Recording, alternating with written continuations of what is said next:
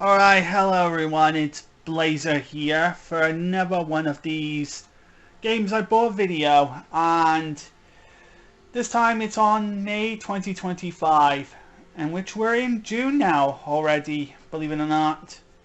Boy, this year's gone by so quickly. So, quite a fair ton has been done this month. From me doing like 2 game reviews, both of which were shovelware games. One of them was called a Frogs game, which was like a leaping frog game. You leap from leap pad to leap pad, eating flies, and I got a platinum trophy on that, like a couple of months back. And a game called Pacmaga, which it's not nothing to, it's not anything to do with Pac-Man or anything. It's just a game where you're like this this knight and have to chop down like skeletons, archers, a golem in a wave by wave hack and slasher form. Yeah, and it's a game that lasts like a minute that you can easily get a platinum for. I did a review on that, in which I think I did something like a platinum trophy run on that. Yeah, and that went pretty well. While we're on the subject of platinum trophies, I did one for Multiverses on PlayStation 4, where I was able to platinum trophy the PlayStation 4 version of it in time, but I wasn't able to do the same with the PlayStation 5 version. Problem was, Multiverses has a very bugged trophy list, where some of the trophies only seem to pop whenever it feels like they want to pop, because certain requirements just don't seem to register properly. Like, there were some achievements I was going for, like the kill enemy knockdown, get 100 ring outs using your own spike, in which you got like knock the enemies down after you knock them like to the side.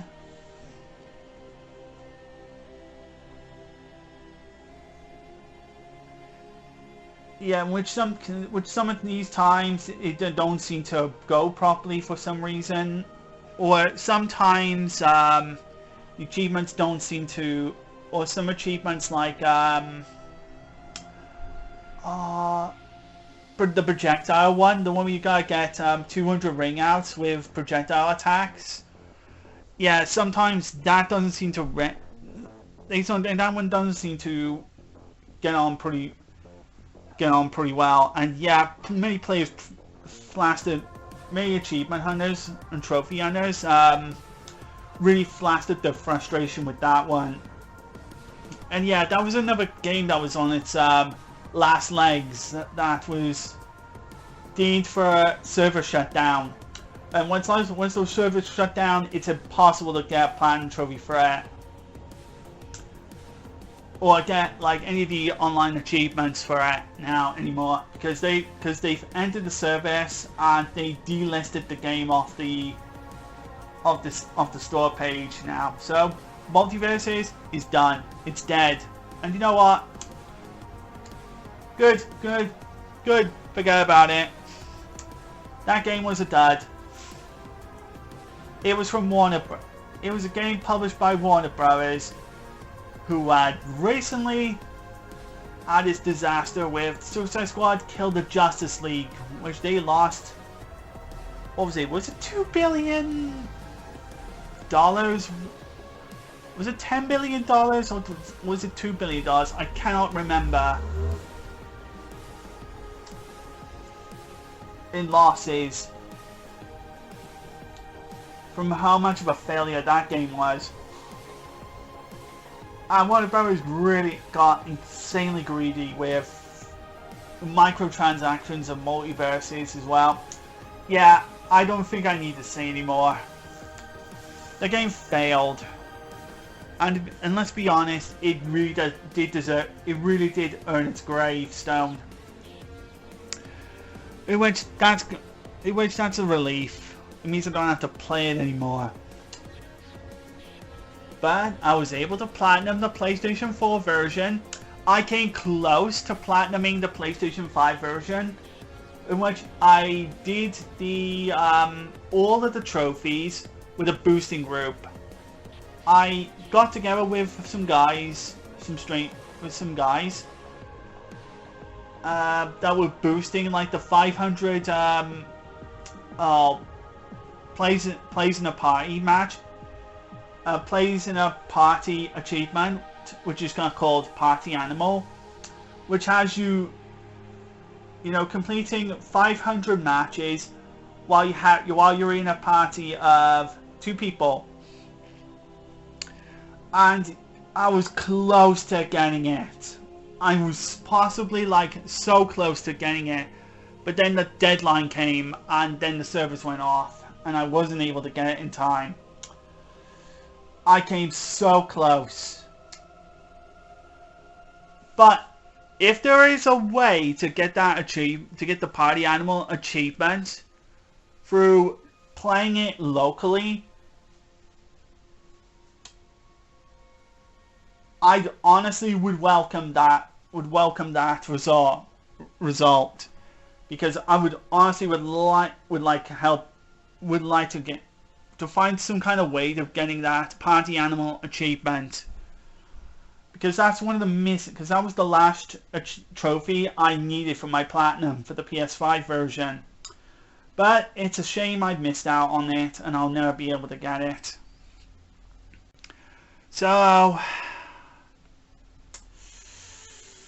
and also that I recently finished my top 10 Game Boy game lists now. I've done all the top 10 best and worst Game Boy game lists. I've done the top 10 best and worst Game Boy Color games. And I've done the top 10 best and worst Game Boy Advance games. So all those are done now. So I can move on to a new set of top 10s I can work on for the next month. Alongside a few game reviews I want to eventually start getting back to. But oh yes, next month is going to be the Summer Games Fest. Oh boy. I've got to cut my... Yep, the Summer Games Fest and all the E3 shit that's going to happen. Oh boy. Oh boy. I've got my work cut out for me. But either way, enough about all of that. It's time to have a look at all the stuff that I've been buying. And I've only bought in like 2 Game Boy games, 1 PSP game, 1 PS4 game, and yeah, that's about it. I spent my money renewing my subscriptions, which I got my antivirus subscription renewed and my PlayStation Plus subscription topped up, and so they're good for the next year now. So I'm ready to go. So let's start talking about the games I bought for this month. I'm going to start with the Game Boy games, and these are... Oh yeah.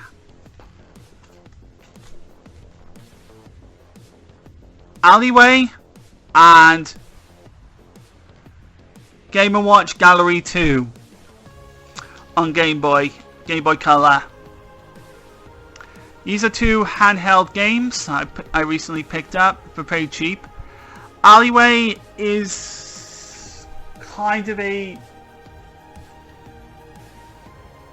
cheap Game Boy knockoff of Breakout, except Breakout Arkanoid, if you've played any of those, where you you're in this little thing here, and there's a ball coming toward that, and you move left and right to make the ball go upwards to break all the blocks. Seems fun, except in this one it has no power-ups and a lot of unfair difficulty curves. Yeah, it's bad. It's a really lousy game, and I think this was one of those games I had with my first Game Boy I had. And yeah, it's a very disappointing game. It's a very bad game. Pretty lousy game, but I decided to get this anyway, as it was cheap. And I used to have this like a long time ago. Don't ever bother beating it though. Whereas Super Game Boy, the Game & Watch Gallery 2 is a compilation of games that were on a handheld device called the Game & Watch. It's got games like Ball, Donkey Kong, and so forth, and a bunch of others, revised with new visuals and so forth, with new visuals to it, and it's pretty neat. Pretty neat little package. And I've gotten like the Super Game Watch Gallery on the original Game Boy as well, which I picked up like a while back. I do want to pick up the other Game & Watch Gallery collections that the Game Boy offers. I think there was like a 4-in-1 also, and I think there was a 3-in-1 one. I'll have to keep track in CEX on it, but oh well, these were some neat little pickups. Right, next one is a PSP game, which I bought previously a couple of I think was it a couple of years back or something, I can't remember. But I wanted to get a new box for it. Considering the box I bought for it like many years ago was like had a crack on it, and I kind of wanted to replace it, and it is Coded Arms. I already have this game, but I really wanted to get a new box for it. I wanted to trade in my old copy for it for a new box, and I got a new box, and I also got it now with instructions, which the copy I bought previously didn't have it. I wanted to get a more complete box for it, in which, yeah, I was able to get it. It's actually neat, and the UMD, pretty good condition as well. Pretty good condition. It was really one I wanted.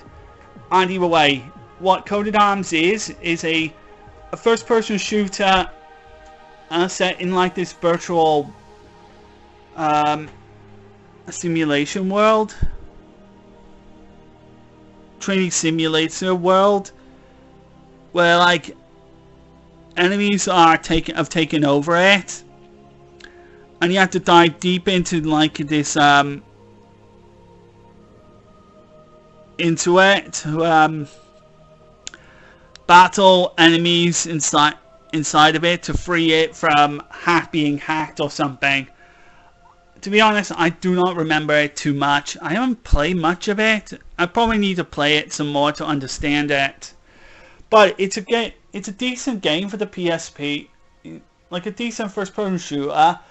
But considering it's on the PlayStation Portable, you do have to take into consideration that it is a game that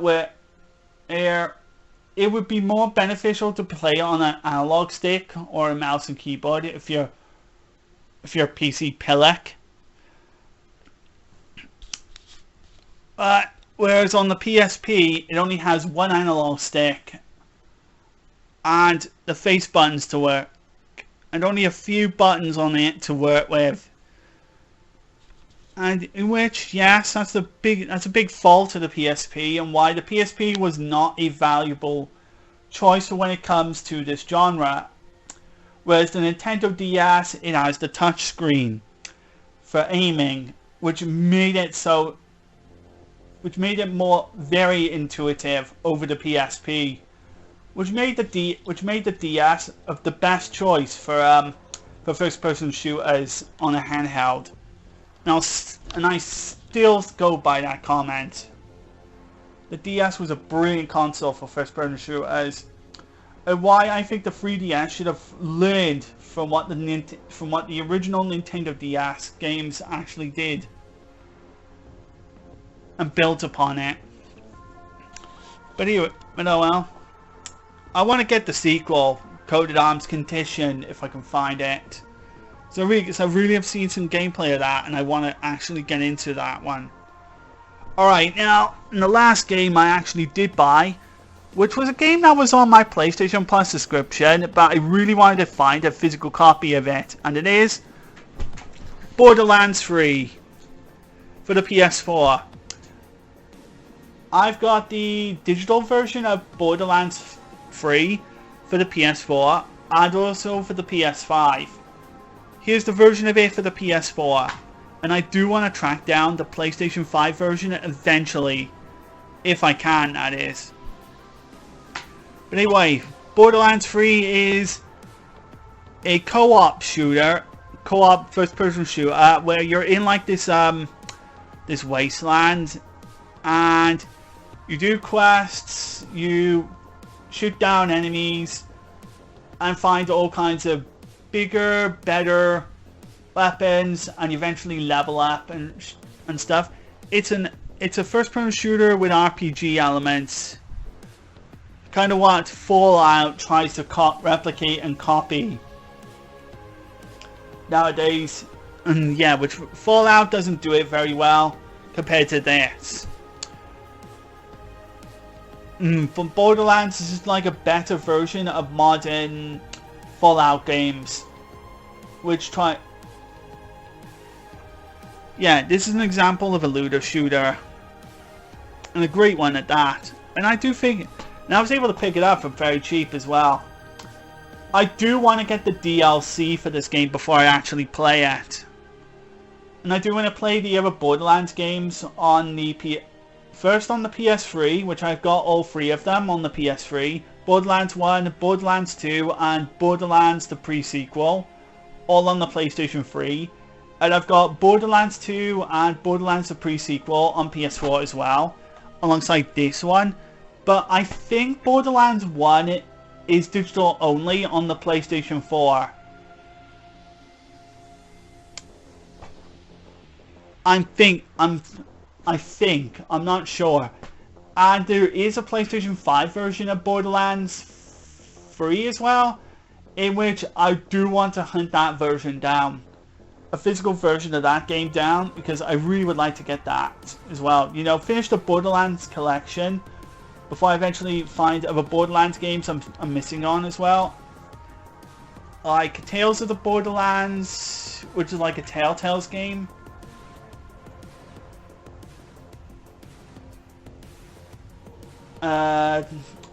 What else? Tiny Tina's Wonderlands. I think that's another game I'm missing. That which I think has a PS4 and PS5 version of it. Yeah, I think I'll have to look up. I'll have to look up on the Borderlands franchise of games and see which ones I'm missing before I get the new one, Borderlands 4, which I think I'll get in the future. Yeah. And now I need to talk about the updates regarding one of my controllers I had. Now, a while ago I did a video on a new PlayStation 5 controller I had, because I wanted to get a pro like PlayStation 5 controller that was cheap, and yeah, weeks after using it, it broke. Like the analog stick on it broke, and I tried showing it off to my brothers, to my older brother, to see if he can fix it, and he eventually told me he couldn't fix it. But I did thank him for trying, and he had given me a all new controller, which is just a DualSense, just a spare DualSense, just a spare PS5 DualSense, and just to say, I'm sorry, I couldn't fix it, but here's a spare PS5 DualSense in case you want it.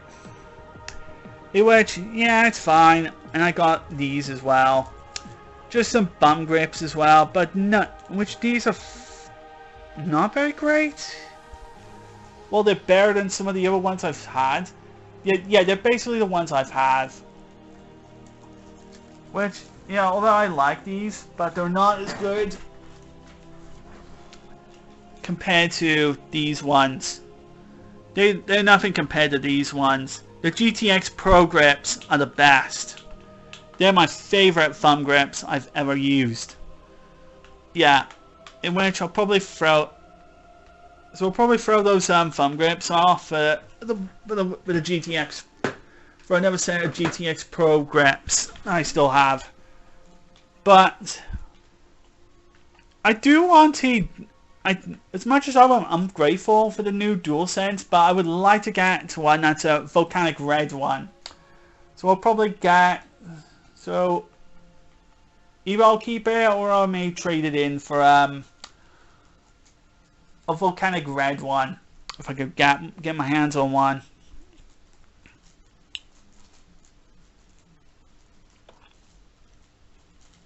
I do want to get my hands on a professional PlayStation 5 controller that that is similar to what I'm using right now on the PlayStation 4, similar to like what I'm using right here with this one.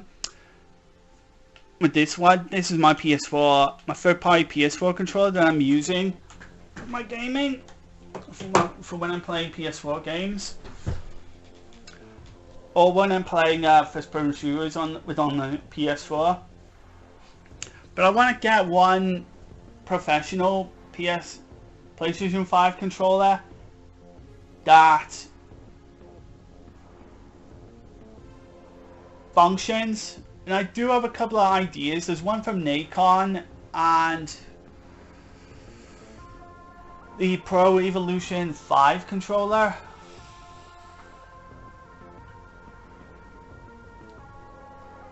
The DualSense Edge, which is kind of like this, but it has like a much more comfortable grips, and it has back buttons on it. Yeah, which I know what the DualSense has, and which the regular DualSense doesn't have. Yeah. Or I may go for the PFB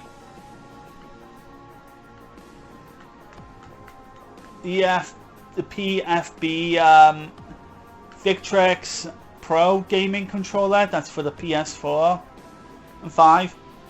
That I've seen a couple of times in CEX, which I may get like a new one, a fresh proper new one. But some of these Pro controllers that I'm seeing on the PlayStation, that I've been seeing, that I want to get, that I've been interested in getting. Yeah, they cost like a ridiculous like £130, under 30, under 50, like £250 ish. Yeah, it's just absurd. Some of it is just absurd.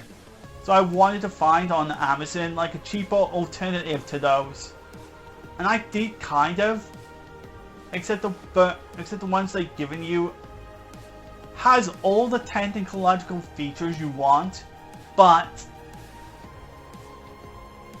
it breaks so damn.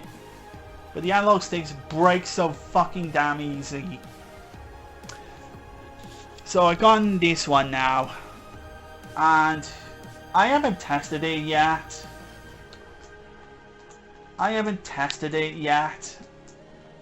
Maybe I will shortly after I make this video.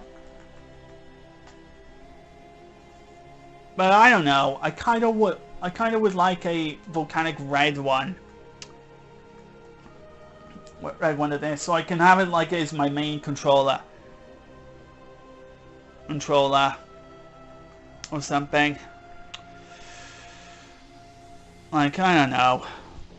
And I'm really not a huge fan of these thumb grips either. Like, I get it, they're meant to be useful and comfy and all that, but yeah, I think I kind of prefer the GTX Pro grips more. Is there more like what I'm looking for?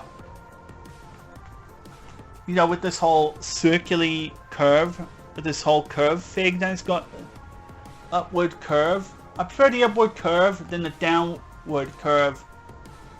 Like, the upward curve is much more comfortable for me.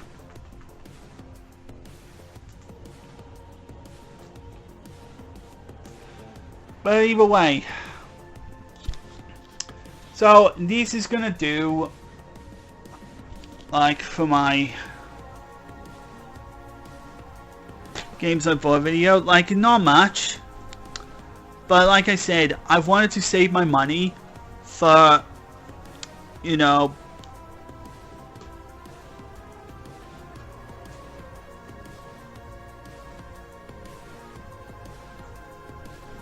I wanted to save my money for like the other things that I want to get and I want to get for my PlayStation 5. I've already mentioned that I want to get like a cooling stand for it. I want to get the Volcanic Red controller, and I want to get like a true pro gaming controller for the PS5, and then pretty much I'm all set, as well as maybe like some cooling fans for it, so the console can stay playing. And then after that, I've also got like other ideas I want to get as well. I want to get like a travel bag for my Game Boy Advance, which I found a good enough size travel pack to store my GBA in. And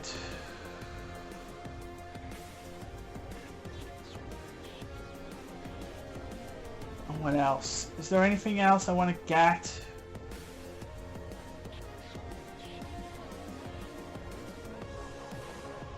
I don't fucking know.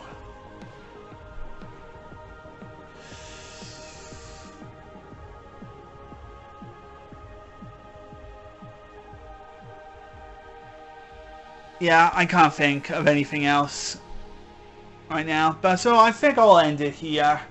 So yeah, I hope you guys enjoyed my little collection video of what I purchased and what I got here. Gave my thoughts and opinions on other things. But this month I'm going to be spending some time with Splitgate 2 because Splitgate 2 beta is out, and I'm enjoying the hell out of it. I'm still playing Splitgate 1 solely just for improving my stat purposes, but also I'm going to be spending a heck of a long time with Splitgate 2 because the PlayStation 4 version of Splitgate 2 is out and the PlayStation 5 version of Splitgate 2 is out, which have 2 platinum trophies. I want to platinum both of these because I enjoy the hell out of Splitgate. But keep in mind, Splitgate 2 is still in its beta. They did release an alpha like as recent as like 2 or 3 months back-ish, back in Feb. Oh, back in February, was it? Near the end of February, was it? I think. In which the alpha really delivered on its part. Was a great first impression. And the beta, it still shows that there's still things to iron out. There's still servers to iron out. There's still few glitches and bugs to iron out, and there's still like maybe a couple of things that that's going to be added in the future. But it's free to play, and I bought the pack, and I took the time, and I actually decided to actually buy a points card so I can buy the battle pass for it and support the game, because I enjoyed Splitgate 1 so much that I actually want to support the sequel. And with what money I get, if I want to spend some extra money on it, on Splitgate 1 or 2, I'm actually going to buy some of the stuff that is available to purchase with real money. You know, just because Splitgate 1 and 2 were actually some of my top games, top multiplayer shooters I've actually played this year, that I actually kind of want to support them. And where Splitgate 2 goes, it's all going to be up to how well these servers hold up and how the new content that gets added in goes. So I'm going to look forward to seeing how Splitgate 2 holds up. And I do have clips, but I do want to do some editing before I upload them, because I got some matches to get recording, and you will see some good matches of me playing the beta. And I am going to be playing the PlayStation 4 version of it first, before I play the PlayStation 5 version of it. And my first impression playing it on the PS, playing it so far, it's solid. It is solid. Just, it's going to be incredibly hectic, and there's going to be a fair ton of like sweaty players, possibly ranked level players who played possibly like other games in ranked mode, just to get in on the action before the developers decide, oh, we should possibly put in a ranked mode, you know, to keep all the sweaties out away from casual, so that other people who want to play the game and have their fun time not be ruined by, you know, all those pros and sweaty idiots who constantly ruin other people's fun. Yeah. So anyway, that's gonna be this video. So I hope you enjoyed this video. Look forward to what it is I'm going to be working on in future. Whether or not I get any game reviews going, or a new top 10 going, and maybe some blogs going. Yeah. Anyway, stay tuned on my GameSpot channel for all kinds of things, and my YouTube channel when I upload some videos. So this is gonna do for me. I hope you enjoyed this video. Give me a comment, like, and subscribe, and I'll see you all in the next video. Take care of yourselves, and goodbye.